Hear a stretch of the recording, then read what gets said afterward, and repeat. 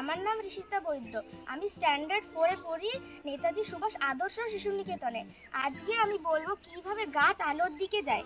এখানে আমি একটা কার্ডবোর্ড বক্স নিয়ে নিয়েছি। কার্ডবোর্ড বক্সে আমি একটা ছোট্ট জানালা কেটে নিয়েছি, কারণ আমরা জানি কি গাছ বেড়ে ওঠার জন্য আলো, বাতাস এবং জলের প্রয়োজন হয়। যাতে আলো বাতাস ঢুকতে পারে তার জন্য আমি এই বক্সটা কেটেছি। এবার এখানে আমি একটা গাছ রেখে দিয়েছি। কিছুদিন পরে দেখবো গাছ সবসময় আলোর দিকে বেরিয়ে আসে। আমার নাম প্রেমজিৎ বসা। আমি ক্লাস 4-এ পড়ি, নেতাজি সুভাষ। আমি একটি প্রজেক্ট তৈরি করেছি যে গাছটি কিভাবে সূর্যের আলোর দিকে যায়। আমি প্রথমে একটি কার্ডবোর্ড নিয়েছি। তোমরা তো সবাই জানোই যে গাছের বায়ু বা জল, সূর্যের আলো প্রয়োজন। তার জন্য আমি পাশে একটি জানলা তৈরি করেছি। এরপর আমরা দেখবো যে গাছটি সেই সূর্যের আলোর দিকে বেয়ে উঠছে। এর থেকে আমরা জানতে পারি যে গাছটি সূর্যের আলোর দিকে যাচ্ছে।